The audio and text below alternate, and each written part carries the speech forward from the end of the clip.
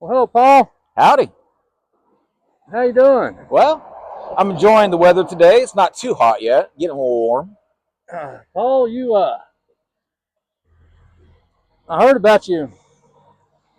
Oh, I don't know, 7, 10 days out. I heard you was walking 66, coming this way, and you coming out of Stillwater, Oklahoma. Stillwater, Yeah. Oklahoma, Yes, sir. and you're walking 66. And what is your reasoning for that? You told me you was going all the way to Camp Pendleton in California. So, Well, that is my main reason. The first big reason for my trip is a memorial walk, kind of a remembrance and a respectful walk for a buddy I lost in Afghanistan in 2009. His name was Sergeant Ruiz. So I'm kind of walking in his honor back to Camp Pendleton where we were stationed. But beyond that, beyond the memorial walk, I'm also out here as a faith walk, kind of just showing people. Because I'm out here, I didn't bring thousands of dollars or debit cards or anything. I'm out here on faith. I'm just taking it day by day and seeing where the universe takes me. wow. I'm so into you, and I could see it, the spark in your eye when I very first met you. I was watching for you coming down 66 and come behind me. I'm sneaky. And today's your fourth day, Third maybe. third hanging out here. Yeah. And I've really enjoyed him. Put him to work yesterday, and he worked like he worked too hard. I need to try to slow him down, but Well, that's what I'm doing with this walk. A uh, little bit of slowing down. okay. Yeah. And I've had some really good visits with him, and he's had some good visits with some of my friends here in town. And for some reason, the universe kind of lines things up. And anymore, I'm not believing that there's such thing as coincidences. So, I don't either. and we've had him here at Samstown here on 66. We had a good friend come in from Shamrock that actually was stationed, I believe, at Camp Pendleton. Didn't y'all have a great visit about that? Yeah, it was so crazy. Wow, crazy trucks. But he was actually at Camp Pendleton the same time I was. He was. Yeah, he wasn't stationed there, but he was doing training or something there. Wow. Wow. And it was back in 2007. That's right when I got stationed there after boot camp. And we told stories, and we had stories about the same areas, and it was healing. It was very healing for me. So, what have you experienced here at Samstown? If you just don't mind me asking, I don't know, what have you experienced when you was here? I mean, at Samstown. Well, I've met a lot of great people, and Samstown in particular. Well, Sam, he's a great guy. As soon as I started talking to Sam, I knew he knows what he's talking. Or we might not know what we're talking about, but we're talking about the same thing. And then you get to show me all the stuff you have here and how you reclaimed from tragedy and rebuilt into something special. Yeah. And that's kind of what I'm trying to do with my life. Is I've had a Okay. lot of tragedy, and I'm trying to reclaim that and turn it into something special too. Okay. And you talked the other day, I believe, about PTSD or something like that. That's okay. I forgot about that's another part of the walk. Is I went to Oklahoma State University in Stillwater for psychology, and after I got out of the Marine Corps, I spent about a decade drinking myself to death and suicidal PTSD.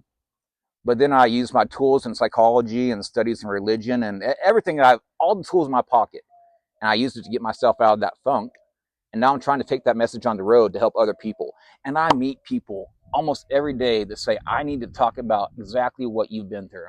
That's why I'm. And you touched yesterday on, you said you had to go out to the dollar store or something the other day, and I never did come back to you on this, but you did say you had a great conversation with a trucker or something at the truck stop. I never did, get into your message, but anyway, so it seems like maybe everywhere you go, you're being, well, we've talked about this, but part of and you have on here, this is one thing I love about Samstown is he says, slow down, America. You have that written around. And that's, sure. That's not part of my message, but I want to make it part of my message because that's what I'm doing. That's why I was so into Paul, because I said, I've set this up, this bicycle rest area, and they ride their bicycles, Santa Monica, Chicago, or vice versa. And I was just telling him earlier, we talked about how they can smell and see and all those things that's open when you're in an automobile surrounded by sheet metal and glass going 70, 80 mile an hour, and possibly wrecking.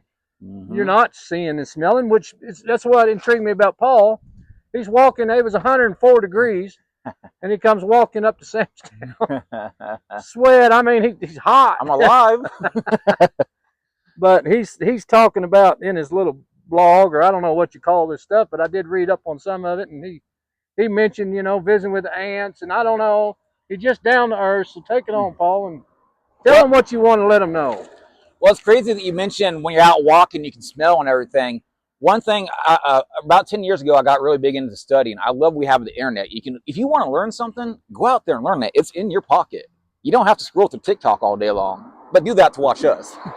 But your smelling goes away. Your smelling is one of your first senses that you lose. And a lot of people will say, the world's just not as exciting as it used to be. When I was younger, it was more exciting. Well, it's because we wrap ourselves up into cars and everything that takes us away from what we had when we were children. I agree. Being outside and using all of your senses, your feel, sight, taste. And using your feet and your legs. We shovel our food down our throats so we can't even taste it. Slow down. That's what you're missing. The world didn't change, you changed. So Paul's been visiting with me about getting across the desert, and he thinks when he gets to that point, he's going to have to get him a push cart because he's thinking about water. He's got to have water, and water is life. Yeah. So without water, we have no life. And boy, it sure is a hot summer too. It is hot. I just watched a video this morning from Phoenix where someone was saying, "Don't hike today; it's too hot." Gosh. Well, I'm not sure what I'm gonna be doing then, because I'm going right through there. He's going to hang out here another night, and then hopefully we got a little rain coming in to cool things off for him. Yeah.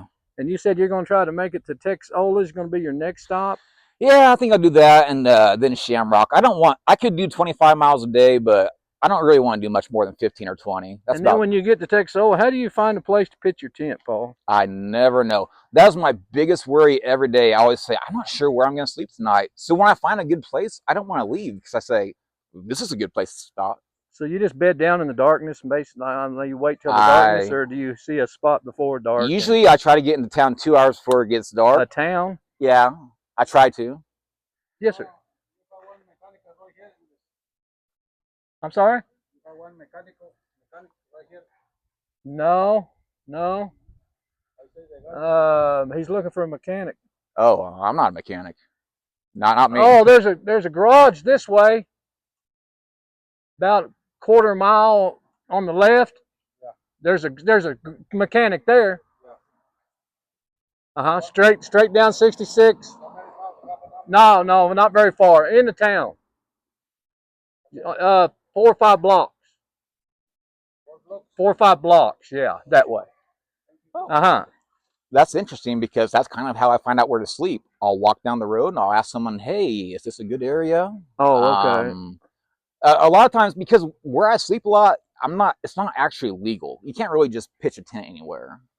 Some people don't mind, but if they wanted to, they could. You mean on their property, you mean? Yeah, because sometimes, really, a lot of land, like all the land's owned. So if somebody wants to come out and say, "Get out of here," call the cops, they could. So have you ever decided to camp on 66, like on the state side, on the state property? No, I have not done that yet. That's why I put the bicycle rest area up here, so these people, they're riding their bicycles and they're camping on the side of the roads like Paul's talking about. So when I went out to California as an accident, I wound up where 66 runs in the ocean in Santa Monica. And I realized they're riding their bicycles, and some of them's walking. I've had a few people come walking through like you, and I've put them up. But going there with all that is I want them to have a safe place to stay. Yeah. Like you, your tent, or if I can, I'll put you up in the room. It's great because that is my number one worry. That really is. Yeah. So how do you eat? I asked you when you came here. I scrapped up some pole sausage and some squash and stuff. But you said you had some ramen noodles or something. How do you survive? Well, I always have 2 days provision in my backpack that I won't touch until I get into emergency. But day to day, yes, I will. I have a little bit of money on a debit card that I use for ramen noodles. Something very cheap. Lightweight, cheap. Trail mix is great because it's a high calorie. I can buy a bag of trail mix, and that is a meal for a day and a half. It's not the healthiest, but it will get you through. And then when I get to some place where it has a Walmart, I really stock up on my stomach. Do you ever stop and I mean, going down the road, which I've just pictured this. I mean, I would be like washing in the creeks, and I think I would enjoy it. Oh yeah, Set up a little mirror or something where you shave, yeah. and That's my favorite part. is it? Oh Yeah, yeah, I did that before. I feel like I'm an old West cowboy out there, Yeah. just out on the trail. I even had a not a crazy thunderstorm, but when it started to rain, I said, put soap in my body. I just washed myself in the rain. Oh God, yes. I mean, it's fun. Oh my God, though. But you mentioned storms the other night, Yeah. and you experienced like the tornado sirens going off, and you're in this little makeshift tent. You said, Yeah, and it's basically blowing you, and lightning was hitting all around you, right? it was terrifying, and I freaked out for about a minute until I realized at this point you cannot make a choice. If you're gonna die, you're gonna die. So you might as well just write it out and have fun with it. Man, what a blast of energy, though. You know, but that was crazy because that happened on my second night of the trip. And that was one of my biggest fears is how do I get food? Where am I going to sleep? And what do you do when a storm comes up? And I hit all those things like in the first 2 days of my trip. And it was kind of like the universe saying, see, you're fine. But you also shared with me that you took a break under the overpass coming this way, right? You find shade up under there? Oh, yeah. Let me interrupt you for just a second. Yeah, sure. Years ago, I had a ministry. I called it Underpass Ministries. I used to leave things up under there for people like you to find. Really? And they would never knew it was coming from me. But I'd leave a bag up there. I didn't care if it's cigarettes, canned goods, few canned goods, pack of cigarettes. I wasn't judging them. But I called it Underpass Ministries. So ministries. That is so cool. Yeah, I never shared that. Anyway, that's when I heard you got up under there. I knew people was getting under them places. Yeah. And I would let them, I'd have something they could get. That is so cool because one of my favorite parts, I posted a video to my TikTok about this. I love taking roadside naps. I want to find the shade. I just rest up against my backpack and it's kind of comfortable, you know? But I saw underneath an overpass the other day, somebody from 1995. It was like Jeff and Tracy, love forever. Oh, yeah. So I hope Jeff and Tracy are still doing good out there. Yeah. Well, you never know about that love. It'll. But I might start leaving stuff for people like you. Well, I mean, if you can, you know. Or maybe even Or if y'all's listening, I mean, just leave something if you can. Yeah. You know? I mean, if you're scared, that's okay, but just go up under where nobody's there, knowing somebody's going to be there. And you know, that's crazy. One thing that I've noticed being out on the road like this, because I am homeless, you know, it's people are so generous in that realm. I'm not saying society is nice to homeless people, but homeless people are nice to people. Exactly. And I got to be friends with the homeless when I was finishing my novel in L.A., and they didn't know it, but I was actually putting them in my novel. I was writing at night when I'd go home, and they're in my novel called Exit 7. But yeah. And then I shared with you about when I went to Atlanta, Georgia to photograph the homeless. You remember what I told you? I said there was a homeless person wearing this T-shirt, and on the back of it said Jesus was homeless. Yeah. So, you know. Absolutely. And that's why I said, that's why I brought up, because I was raised in a church family, real strict church family. I said, well, yeah, Jesus said, what you've done for the least of these, you've done for me. Exactly. That's pretty much his main message, was take care of people that need help. So, yeah, and I just say forgive yourself or forgive when you can. And that's probably the hardest thing that I've ever had to try to do is to forgive people because of things. But boy, it will eat you up if you don't, though. It's tough. It's tough. I almost drank myself to death because I didn't forgive people. Yes. Yeah. But I'm excited for him seeing Texola. I grew up here. My message or my photographies and everything from here on is from Hext, Oklahoma, which is where you stayed under the overpass, to Texola. And this is my photography area. And I was a newspaper reporter starting out. So this is my stretch of 66. This sign is actually the original sign that they dug up in the bar ditch on 66 here between Eric and Texola, where Paul's going, about 4 miles out, and the county dug it up cleaning out the bar ditch, and it come to me all folded up, and I didn't even know what it was, and I thought, well, what's somebody leaving this here for? And it didn't take me but a minute to realize exactly what it was. So I'm so proud to have this sign that was the original 66 sign from Eric to Texola. That is Ain't really that crazy? Now we talk about the universe and how things happen. Well, this came to me. You said it was all folded up. You had to bend it out? It's folded up. We have not talked about this. Last night, as I was going to bed, I watched a video. I watch a lot of videos on self-improvement, and somebody was talking about sometimes you got to pound out that metal and work out the kinks. this fell off the sign back there. Somebody found it, brought it to my picnic table last night, before somebody stole it. Yeah. And this morning I had to take my sledgehammer and pound out this kink. That was literally the video I watched. We have not talked about this. Folks, this is why I'm on the road. I am trying to show people that when you step out in faith and you kind of slow down and do this, these things happen all the time. They are always waiting to happen. You just have to embrace it. Yeah. Wow, that's crazy. I don't know what to say. So you may stop at my friend's. Actually, let me be right back. I got some information over here I'm going to get. Roger I don't know that. how much more time we got. But anyway, I'll be back in a minute. Oh, we got all the time in the world. Talk to him, Paul. Yes, sir. I'll talk to you. Well, when I was younger, my mom always said that I should be a preacher, so maybe I should talk right now. I always have something to say. And I grew up in a Southern Baptist family in the 90s in Kansas, and my dad was a Sunday school teacher and youth pastor, and we were really involved in the church. So, I mean, that was 3 days a week for us, 3 or 4 days a week, Sunday morning, Sunday night. I was in choir. There was nothing but church for us. And my mom always said, Paul, you're going to be a preacher someday. And I said, I don't want to be up there in a suit and a tie and doing all that. I got a word I want to get out, but I want to do what Jesus said. I want to go out there and make fishers of men. And that's how I like to get my message out. I don't want to stand in a church and do it. I like to be out on the road. And that's why I meet people like Sam. Got some information here I wanted to share. Now, you met my friend. He just opened this place up yesterday. It's called Moonshine Motorsports, the Marine. Mm-hmm. So this is his place, folks, and he's in Shamrock. He's a really nice guy. Yeah. Had a couple here from Spain stayed in one-room school last night, and they actually went over here to his little movie theater. He's got a little outside theater at night. So I was really surprised. They went over there and enjoyed the movie and come back and stayed in one-room school at Samstown. That's really neat. And I thought that was very cool. And they just left, and they're headed on the trip.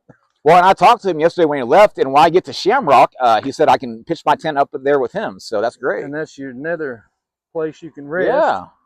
That takes a big worry off my head. I want to share with y'all, this is some of Paul's information. You got to understand, he's not carrying a cardboard sign asking for help, okay? Anyway, this is Paul Williams, Willems. He's on Instagram. His contact is Bear, like Bear, Dawley, Dawlly, Instagram, and he's got a Cash App. If you want to donate to his walk, he's just walking, and we've talked about it several times. He's not into a lot of money and da-da-da. But like you can only imagine, he could sure use maybe a little help between here and Camp Pendleton, California. I reckon. So you can donate to my walk under Paul Williams, PaulWillems 9. And again, this is Paul, and this is his message. And I'm like you said, I'm not asking for money, but yes, I would appreciate that. No one's obligated to, but yeah, I'm out here kind of just doing it day by day, and I'm not worried. Donate or don't donate, because I got this. I'll be taken care of. I appreciate it either way, though. What else you got for him, Paul? I don't know how much more video. I don't know how we're going to transfer this, but we're going to try to figure it out. Well, I don't know. Nothing else. At least we got the video. We'll surely figure out how to get it on YouTube.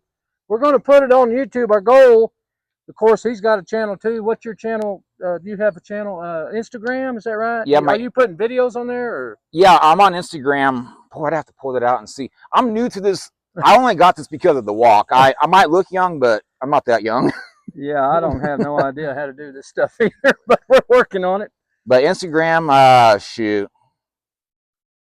If you just type in Paul Willems on Instagram, you'll find me. The Willems, M as in Mike. And that's how you'll find me. What else, Paul? What else can you? I guess I really don't, to encapsulate this whole thing is saying, I've always wanted to do this walk. I've always wanted to walk across America for a long time. But I always had an excuse. I always said, well, you need about $5,000 to do it, because everyone said that's what it costs. You need this gear, you need this. And I always had an excuse. And then finally I said, there will always be a reason not to do it. There's always a reason not to do something you want to do. Sure. And I just, the universe finally started taking things away and saying, no, this is where you're going. And so, Same way with Paul's stores. I built Sam's Town and just from nothing. I mean, no money. Everybody thinks, oh, you got to have the money to do this, da da da. Grab my hammer, I go tear things down, come back home, build Sam's Town. Yeah. Took 25 years to build Sam's Town across the alley. It took 2 years to build this rest area here. I'm about done working for a while. I want to visit with people like Paul. I want to visit with the people from Spain that just stayed here, just rolled in, and they decided to stay in a one-room school. I mean, it just happens, right, Paul? well, there's that movie, the Field of Dreams, that say you build it, they will come. You have to start. Unless you're a billionaire's kid, you're going to have to start, and that's how it all gets going. You can't wait on someone to give you a handout, unless you're just lucky. I don't know. Well, I've always said to give them a hand up, not a handout. There you go. And that's kind of what I'm trying to do with this walk, is to show people what's possible. And I've talked to people on this walk to say, wow, you know, I've always wanted to do something like this. Like, it's inspiring people to say, I can do something. I'm not stuck in this rut. Yeah. That's Well, Paul, I guess we'll end this because, like I said, I don't know how much more video we have because we're all learning this, and this is my first time setting all this up. We got these wireless mics. I got them in fancy, huh? So I'm hoping they're catching the audio, and this is all new. So, folks, this is Paul. This is Sam. And he's walking down 66, sharing his message. So, I guess we're going to shut it off now, and we're going to get back to rat killing, I guess. Y'all have a good one. All right. Thank you, Paul. Yes, sir. Oh.